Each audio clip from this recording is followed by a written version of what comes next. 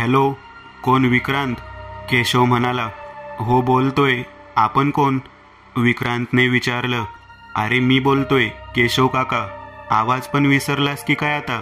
उसनं अवसान आणून केशव काका बोलला. का फोन केलास, आणि तेही इतक्या वर्षांनी? विक्रांतने रागावर कसा तरी ताबा ठेवत विचारलं. अरे जरा महत्वाचं बोलायचं होतं तुझ्याशी. मी मुंबईला येतोय उद्या. भेटून बोललो असतो व्यवस्थित, केशव काका म्हणाला. काही गरज नाहीये भेटायची. जे काही आहे ते फोनवरच बोल, विक्रांत म्हणाला. अरे विक्रांत, माझं नीट ऐकून घे. जे घडलं, जे मी केलं, त्याबद्दल मला खूप पश्चाताप होतोय. श्रीकांतच्या मृत्यूबद्दल कळलंच असेल तुला. माझ्या लालची आणि पापकृत्यांची शिक्षा देवाने त्याला दिली. केशव काकांचा कंठ दाटून आला. काय? श्रीकांत दादा गेला? कधी? विक्रांतचा राग एकदम ओसरला होता. 1 महिना झाला. कसं आणि काय झालं होतं, मला जरा नीट सांग, विक्रांत काळजीच्या स्वरात म्हणाला. अरे दुर्दैव, दुसरं काय. रात्री झोपला, पहाटे 3ला हार्ट फेलने गेला. त्या धक्क्याने त्याची बायको सुमन देखील गेली. काही नाही रे, मी तुम्हा लोकांवर जो अन्याय केला त्याची फळं भोगतोय मी. ज्या मुलांसाठी सगळं केलं त्यातला एक तर गेला, आणि दुसरा अर्धांगवायूने खितपत पडलाय. तुमचा हक्क तुम्हाला दिला तर कदाचित थोडी पाप धुवून निघतील, केशव काका म्हणाला. काय? रवींद्रला अर्धांगवायू झालाय? काका, अरे इतकं सगळं होऊन गेलं आणि एका शब्दाने बोलला नाहीस. विक्रांतचा राग आता पूर्णपणे गेला होता. मला माफ कर विक्रांत. गावाकडची जमीन आणि वडिलोपार्जित घर सगळं हडप केलं मी.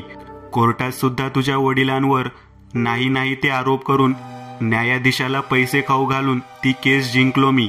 पण आता मला माझी चूक, माझी पाप सगळं काही मान्य आहे. 25 वर्ष तुमच्या हक्कापासून वंचित ठेवलं तुम्हाला. आता सगळं तुमच्या हवाली करून इथून सरळ निघून जाईन रवींद्रला घेऊन, केशव म्हणाला. एक काम कर, तू ये उद्या इकडं, भेटू आपण, मग बोलू, विक्रांत म्हणाला. केशव काकाने फोनचा रिसिव्हर ठेवला. पाणावलेले डोळे पुसत त्याच्या चेहऱ्यावर एक विकृत स्मित हास्य उमटलं. अंधाऱ्या खोलीच्या लोखंडी दाराच्या पलीकडून कोणाच्या तरी तडफड करण्याचा आवाज येऊ लागला. केशव काकाच्या चेहऱ्यावर विकृत स्मितहास्य अचानक विरलं आणि आता चेहऱ्यावर भय दाटून आलं. तो त्या लोखंडी दरवाजाकडे हळूहळू पावलं टाकू लागला. थांब जरा, थांब, तो येतोय. अचानक दरवाजाच्या आतून येणारे आवाज अजूनच तीव्र होऊ लागले. ते आवाज असे होते जणू कोणत्या तरी पेटीत कोणीतरी होतं आणि सर्वतोपरी प्रयत्न करून त्याला बाहेर यायचं होतं. अरे थोडा धीर धर ना, मी करतोय व्यवस्था. केशव काका आता तर गयावया करून रडू लागला होता आणि अचानक ते आवाज बंद झाले. केशव काका डोळे पुसून पुन्हा तळघरातून पायऱ्या चढून वर आला. माझघरातून पायऱ्या चढून तो वाड्याच्या पहिल्या मजल्यावर आला. खिशातून चावी काढत तो कोपऱ्यात असलेल्या एका खोलीशी आला. इकडं तिकडं बघत त्याने त्या खोलीचं कुलूप उघडलं आणि खोलीच्या कोपऱ्यात असलेल्या एका लोखंडी 6x6ची पेटी होती तिच्या जवळ आला. पेटीचं कुलूप उघडत सावधपणे पेटी उघडून तो 2 पावलं मागे सरकला. पेटीच्या आत एक विचित्र असं मानवी शरीर दिसत होतं. 3-3.5 उंची, हातापायाच्या काड्या झालेल्या, केस झडून गेलेले, अंगावर सुरकुत्या आणि उघडे हिरवे डोळे बाहेर आलेले. त्याच्या एका हाताला पंजाच नव्हता, जणू काही तो कोणीतरी कापला होता. अंगावर एक काळी चादर होती. आप्पा, पाणी द्या ना थोडं, तहानेने घसा कोरडा पडलाय. इतका वेळ निपचित पडलेलं ते शरीर अचानक बोलू लागलं. श्वास मंद गतीने सुरू होता. केशव काकाच्या डोळ्यात पाणी आलं. त्याने पेटीचं दार बंद करून पुन्हा कुलूप लावलं. केशव काका आता त्याच खोलीतल्या कपाटाजवळ गेला. कपाटातून कसले तरी स्टॅम्प पेपर्स बाहेर काढले आणि खोली बंद करून निघून गेला. प्रॉपर्टीचं नाव ऐकून विक्रांतच्या डोळ्यात एक वेगळी चमक आली होती. सीमा किचनमधून बाहेर आली.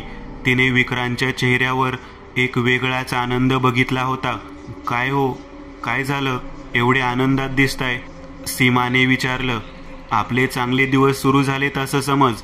आपलं लग्न झाल्यानंतरही मी तुला एक गोष्ट कधी बोललो नव्हतो, ती म्हणजे विजापूरच्या गावाची आमची प्रॉपर्टी जी काकाने हडपली होती. तो ती आपल्याला परत करतोय. विक्रांत म्हणाला. काय? आपली प्रॉपर्टी आहे? सीमाला सुखद धक्काच बसला. हो हो. 3 एकरात विस्तारलेला वाडा, 150 एकर बागायती जमीन. बाबा सांगायचे की वाटणीनुसार 50 एकर जमीन बाबांच्या वाट्याला आली होती. बाकी 100 एकर जमीन आणि वाडा काकाच्या वाट्याला आला होता. पण काकाने आजोबांचा अंगठा घेतला आणि सगळं काही हडपलं होतं. 10 वर्षे बाबा मुंबईत नोकरी करत करत केस लढत राहिले आणि मग केसचा निकाल काकाच्या बाजूने लागल्याचं समजताच काही वर्षात ते देखील गेले. बाबा जास्त करून मुंबईतच राहिले होते. पण काका शिक्षणात कच्चा असल्यामुळे त्याला शहरात यायची गरज पडली नव्हती. तो नेहमीच गावाकडे राहिलेला होता. बाबा मात्र वयाच्या 10व्या वर्षापासूनच शहरात होते. याचाच फायदा काकाने उचलला होता. काकाला जास्त वाटणी मिळते याबद्दल बाबांना आक्षेप नव्हता, पण आमच्या वाट्याचा अधिकार देखील त्याने हिसकावला होता याचं त्यांना कायम राग राहिला होता. मी 7-8 वर्षाचा होतो तेव्हा ते गेले. मग आईने मला वाढवलं, पण 8 वर्षांपूर्वी तीही गेली. नशीब बलवत्तर म्हणून निदान तू तरी भेटलीस, नाहीतर मी असाच एकटा जीवनाचा एक एक दिवस ढकलत राहिलो असतो. पण आता चिंता नको करूस. तुझी, माझी आणि आपल्या अतुलसाठी पाहिलेली सगळी स्वप्न पूर्ण होतील, कारण 50 एकर बागायती जमीन आता आपली असेल. काकाचा आत्ताच फोन येऊन गेलाय. त्याला खूप पश्चाताप होतोय, त्यामुळे तो आपला हिस्सा आपल्याला परत देतोय. त्या भागात जमिनीचा रेट खूप चांगला आहे. 25 एकर विकून टाकू, खूप पैसे येतील, सुखात राहता येईल. विक्रांत स्वप्न रंगवू लागला. दुसऱ्या दिवशी सकाळी सकाळी विक्रांतच्या घराचं दार वाजलं. त्याने दार उघडलं. समोर केशव काका आणि काळा कोट घातलेला वकील उभे होते. काका या, विक्रांत म्हणाला. वकील आणि केशव दोघेही आत आले. इकडचं तिकडचं बोलून झाल्यावर केशव काकाने मुद्द्याला हात घातला. विक्रांत, हे आहेत वाड्याच्या मालकीचे कागदपत्रे आणि हे आहेत 5 एकर जमिनीचे कागदपत्र. केशव काका म्हणाला. 5 एकर जमीन? अरे पण वाटणी तर बाबांच्या हिश्श्यात 50 एकर जमीन होती ना. विक्रांतचा भ्रम निराश झाला होता. हो, आता तुझ्यापासून काय लपू? काही जमीन माझ्या शौक पाण्यात गेली, काही जमीन मला कर्जबाजारीपणामुळे विकावी लागली, बाकीची तुझ्या काकूच्या आजारपणाच्या खर्चात विकावी लागली. राहून राहून आता 8 एकर शिल्लक आहे. त्यातली 3 एकर कुळकर्यांनी बळकवली, म्हणून आता शिल्लक असलेली 5 तुला देतोय आणि आपलं 3 एकरातला वाडाही तुझाच आहे आता. केशव म्हणाला. सीमा आतून सगळं ऐकत होती. तिने विक्रांतला इशाऱ्याने आत बोलावलं. अहो ऐका, एवढं मिळतंय तेही कमी नाहीये, जास्त विचार करत बसू नका. विक्रांत बाहेर आला. स्टॅम्प पेपर हातात घेत त्याने तो नीट वाचला. वाडा आणि 5 एकर जमीन त्याच्या नावे बक्षीसपत्र करत असल्याचा मजकूर होता. त्याने सही केली. केशव काकाने आधीच सह्या केल्या होत्या. तर विक्रांत, आधी जे घडले ते आता विसरून जा आणि प्रॉपर्टीचा उपभोग घे. मी पुन्हा एकदा क्षमा मागतो तुझी, केशव काका म्हणाला. थोड्या वेळातच तो आणि वकील दोघेही तिथून निघून गेले. सीमाला खूप आनंद झाला होता. कालपर्यंत भाड्याच्या घरात राहणारं जोडपं एका दिवसात करोडपती झालं होतं. लहान मुलासाठी काहीतरी ठेवून जाता येणार होतं. विक्रांत, मग कधी जायचं? सीमाने विचारलं. काका म्हणाला 13 तारखेला या. साफसफाई करून घेईल तो तिथली, आणि माझी पण काम 10 तारखेपर्यंत संपणार नाहीत. मग 15 दिवसांची सुट्टी टाकता येईल. विक्रांत म्हणाला. ठीक आहे, मग अजून 15 दिवस आहेत, सीमा बोलली. रात्रीचे 2:30 वाजले होते. केशव वाड्यातल्या त्याच्या खोलीत पलंगावर आडवा पडला होता. मुंबईवरून येऊन 2 तास झाले असावेत. आल्यावर थोडी थोडी दारू घेऊन तो तसाच न जेवता झोपला होता. त्याची खोली माझघराला लागूनच होती. खोलीच्या छतावर वरच्या मजल्यावर काहीतरी आदळलं आणि केशव त्या आवाजाने दचकून जागा झाला. 2 क्षण त्याला भानावर यायलाच लागले. तो उठून बसला आणि वरच्या मजल्यावर काय झाले ते बघायला खोलीतून बाहेर आला आणि पायऱ्या चढू लागला. हातात बॅटरी घेऊन तो वरच्या मजल्यावर आला. त्या मजल्यावर एकूण 4 खोल्या होत्या. खोल्यांच्या बाहेर तर सगळं सामान्य होतं.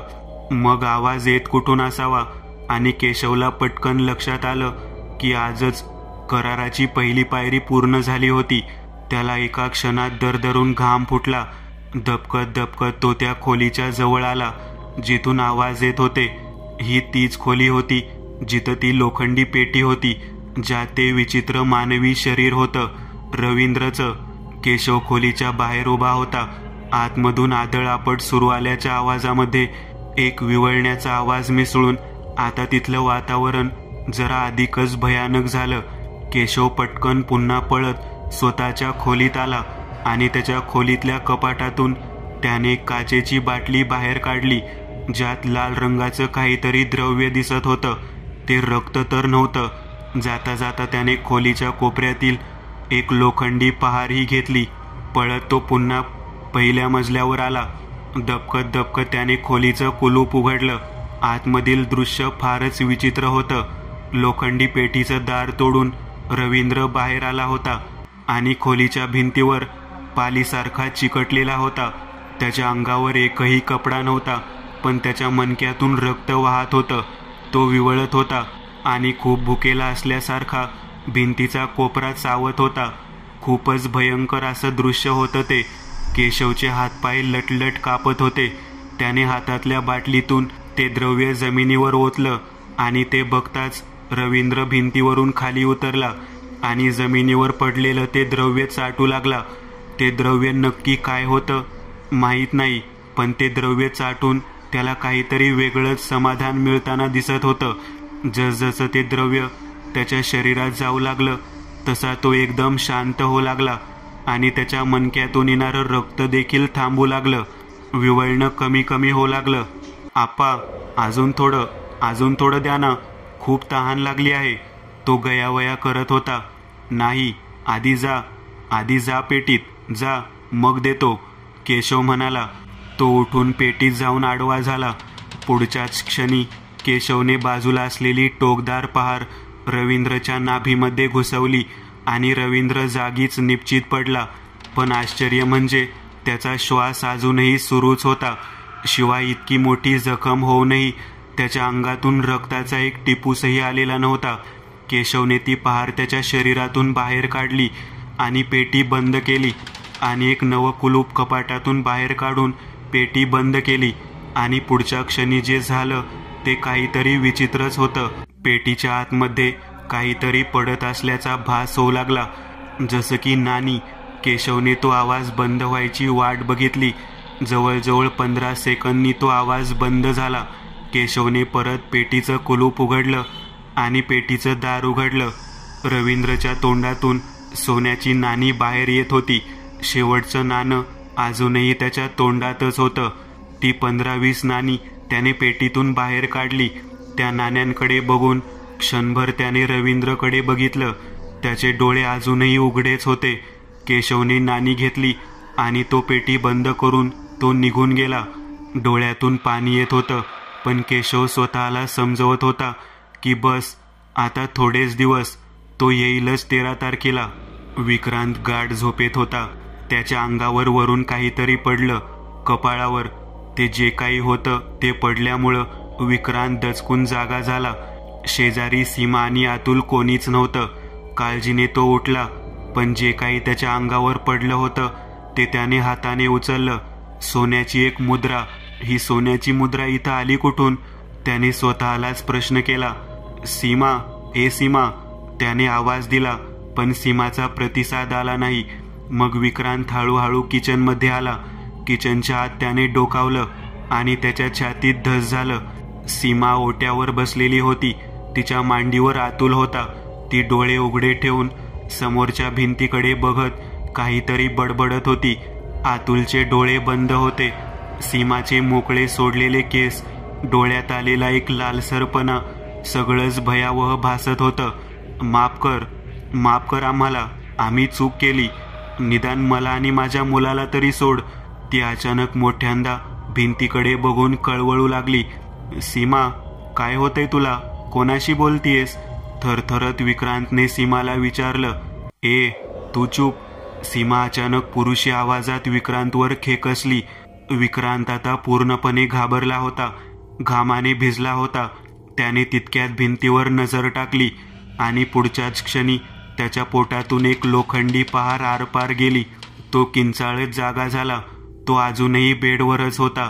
म्हणजे हे स्वप्न होतं. सीमा आणि अतुल दोघेही उठले. काय रे, काय झालं? केवढ्यांदा ओरडलास? सीमाने विचारलं. खूप भयंकर स्वप्न होतं ते. You can't even imagine. Vikrant अजूनही सुन्न होता. त्याने जास्त काही बोलायचं टाळलं, कारण सीमा आणि अतुल धसका घेतील. घड्याळात 6 वाजले होते. आज 13 तारीख होती. गावाला जायचं होतं, त्यामुळे तो उठला. सीमा पण उठली. दोघे पण आवरू लागले. काल रात्रीच केशव काकाशी फोनवर बोलणं झालं होतं. वाड्याची साफसफाई झाली होती हे त्याने सांगितलं होतं. इकडं विक्रांतने पण ऑफिसला 15 दिवसांची सुट्टी टाकली होती. विक्रांत, सीमा आणि मुलगा अतुल आज सकाळी 7 वाजता मुंबईवरून विजापूरकडे निघाले. 8 तासाचा प्रवास होता. नुकतीच डाऊन पेमेंट करून बुक केलेली आल्टो कार घेऊन इतक्या लांबचा प्रवास करायची ही आजची पहिलीच वेळ होती.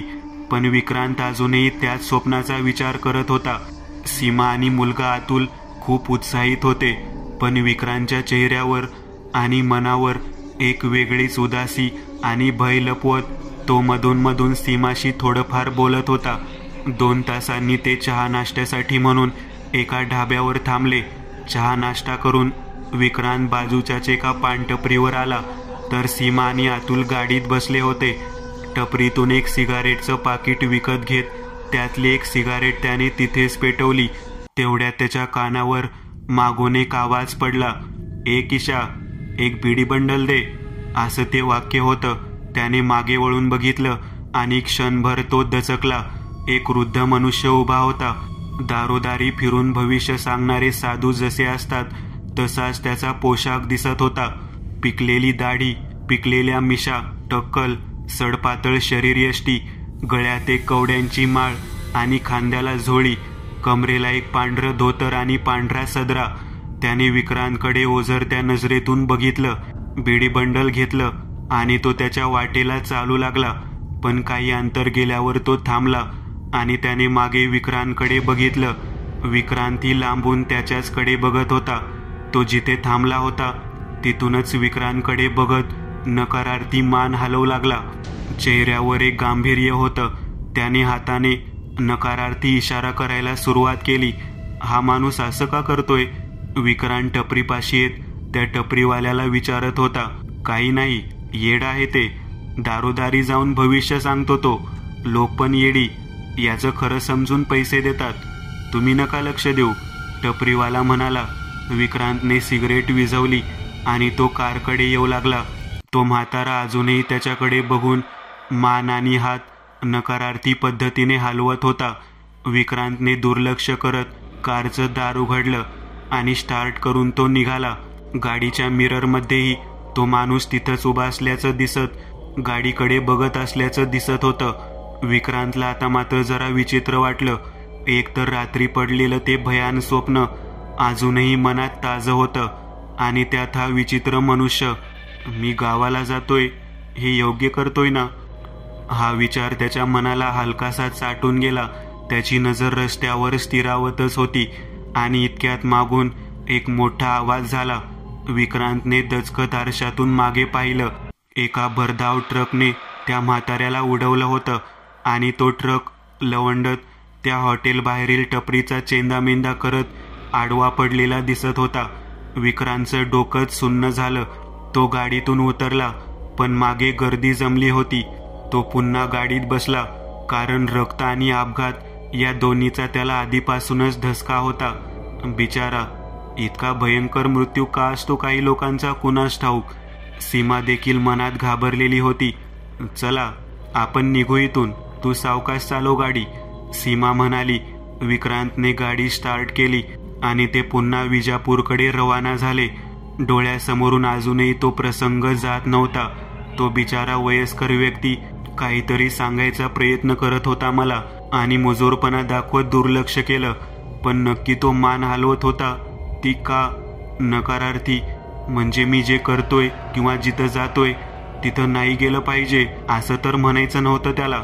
विचारात हरवलेल्या अवस्थेत विक्रांतची तंद्री लागली होती, पण सबकॉन्शियसली तो व्यवस्थित गाडी ड्राईव्ह करत होता. हायवेवर पुढे थोड्या अंतरावर ट्रॅफिक जाम झालेलं दिसत होतं. गाड्यांचा वेग मंदावला होता. हळूहळू गाडी पुढे सरकवत विक्रांत अजूनही त्याच विचारात होता.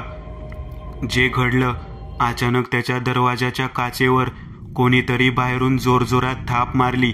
विक्रांतने बाहेर बघितलं आणि त्याच्या काळजात चर्र झालं. रक्तात माखलेलं एक शरीर जोरजोरात त्याच्या काचेवर थापा मारत होतं. जबडा तुटून लोंबत होता. खांदा निखळून खाली चेपला गेला होता. एक डोळा बाहेर लोंबत होता तर दुसरा कोणत्याही क्षणी बाहेर उडून पडेल असा झाला होता. डोक्याच्या मधोमध एक मोठी जखम होती ज्यातून रक्त ओसंडून वाहत होतं.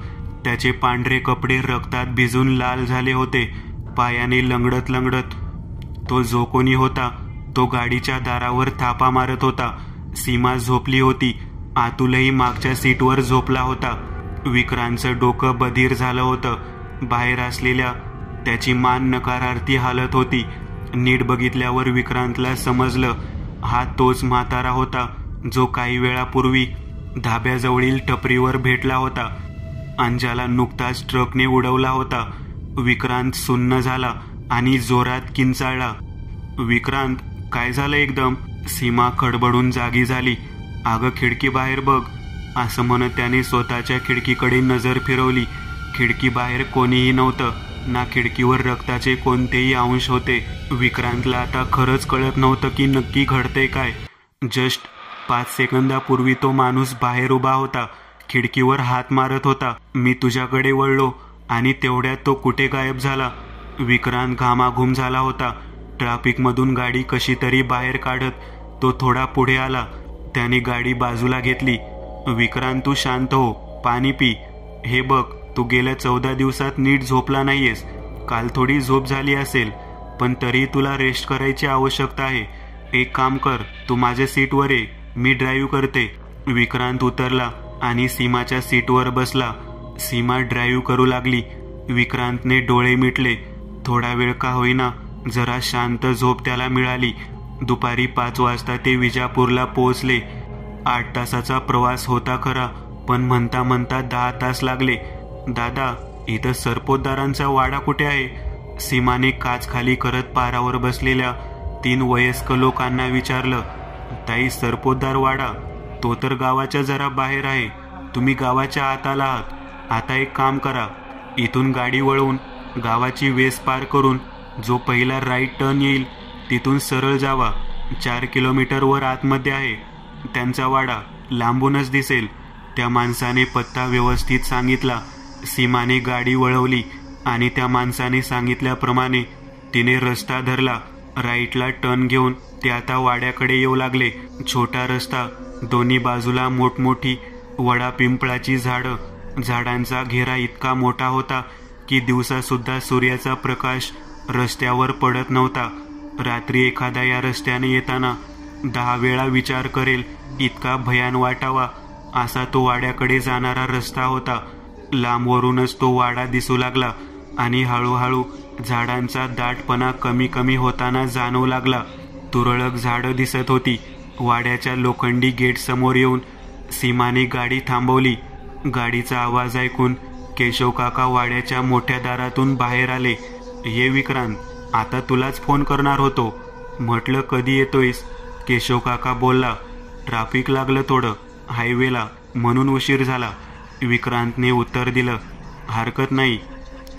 तर आज सुनबाईचा इथला पहिलाच गृहप्रवेश, त्यामुळे मी नोकर माणसांना सांगितलं होतं व्यवस्था करायला. रकमा व्यवस्था झाली आहे ना? केशव काकाने दारात उभ्या असलेल्या म्हातारीला विचारलं. हो मालक, झाली आहे तयारी. आरतीचं ताट आत्ता आणते, असं म्हणत ती म्हातारी आतमध्ये गेली आणि लगेच आरतीचं ताट घेऊन आली. सीमा, आतुल आणि विक्रांतला ओवाळलं गेलं. इथं ओवाळायची पद्धत जरा वेगळीच होती. कुंकू किंवा हळद, कुंकू न लावता गुलाल आणि बुका लावला गेला होता. ताटात असलेल्या 3 पंत्यांना प्रत्येकी 6-6 वाती होत्या आणि त्या वाती देखील तेलात नव्हत्या तर तुपात भिजवलेल्या होत्या. तसेच इतर ठिकाणी ओवाळताना सोन्याची अंगठी इत्यादी दागिन्याने ओवाळलं जातं, पण इथं मात्र आरतीच्या ताटात एक विचित्र असा काळा मणी असलेली अंगठी होती जी पितळ्याच्या धातूने बनलेली होती. ताटात 3 करंज्या दिसत होत्या आणि एक लिंबू होतं. वाळून घेतानाच सीमाला हा प्रकार जरा विचित्र वाटला, जे तिच्या चेहऱ्यावर दिसलं आणि जे केशव काकानेही हेरलं. सुनबाई, प्रत्येक ठिकाणच्या रीतीबाती आणि पद्धती जरा वेगळ्याच असतात, त्यामुळे वावगं काही वाटून घेऊ नका. केशव काकाने हसत हसत तिचं शंका निरसन केलं. ओवाळून झाल्यावर विक्रांत, सीमा आणि अतुल आत आले. घराचा उंबरठा ओलांडला. वाड्याच्या आतील भव्यपणा आणि प्राचीन छाप या गोष्टींमुळे विक्रांत सीमाचे डोळेच दिपून गेले होते. काळ्या दगडात बांधलेला तो वाडा जवळजवळ 1.5 एकरात बांधलेला होता. बाकी 1.5 एकर जागा मोकळी होती, जिथं विहीर, पुढचं अंगण आणि आजूबाजूला असलेली मोकळी जागा याचा समावेश होता. रखमाच्या हातून आरतीचं ताट केशव काकाने स्वतःकडे घेतलं. रखमा, तू मालक मालकीनबाईंना वाडा दाखव, ते ताट दे माझ्याकडे, केशव म्हणाला. रखमा विक्रांत आणि सीमाला वाडा दाखवायला लागली. सगळ्यांची नजर चुकवत केशव काका हळूच ते आरतीचं ताट हातात घेत तळघराच्या जिन्याने खाली आला. जिन्याचं दार त्याने आधीच उघडं ठेवलं होतं. जिन्याने तो खाली उतरला आणि तळघराच्या मोठ्या खोलीतून कोपऱ्यातल्या खोलीच्या पोलादी दरवाजासमोर आला. निरंजन फुंकर घालून विझवत त्याने पोलादी दरवाजाला असलेल्या लोखंडी झापडीमधून ताटातील करंज्या आत टाकल्या. कोणाच्या तरी ओरबाडून खाण्याचा आवाज आतून येऊ लागला. केशवने निरंजनातील 6 अशा 18 वाती देखील त्याच करंज्यांबरोबर आत टाकल्या होत्या. ती लोखंडी झापड बंद करून केशव घाईघाई जिन्याने वर आला. दरवाजा बंद करून किल्ली खिशात टाकली आणि हातपाय धुवून पुन्हा विक्रांत आणि सीमा असलेल्या माझघरात पोहोचला. काय बघितलं का वाडा? केशवने विचारलं. नाही रे, इतका मोठा वाडा आहे, इतक्या कमी वेळात कसा होईल बघून. अरे आणि हो, रवींद्र कुठे आहे? कसा आहे तो आता? विक्रांतने विचारलं. अरे तो सध्या चिपळूण जवळ एका हॉस्पिटलला आहे.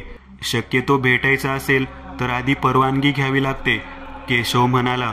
बरं ऐक, मी माझं सगळं सामान घेऊन उद्या निघतोय चिपळूणला. थोडे दिवस आता तिथेच राहीन रवींद्र सोबत. तुला खुशाली कळवत राहीन. आता हे सगळं तुझं आहे. उद्या जाताना तुला वाड्याच्या सगळ्या चाव्यांचा सेट एकदा दिला की मी मोकळा, केशव म्हणाला. अरे थांबला असतास तर बरं झालं असतं, विक्रांत म्हणाला.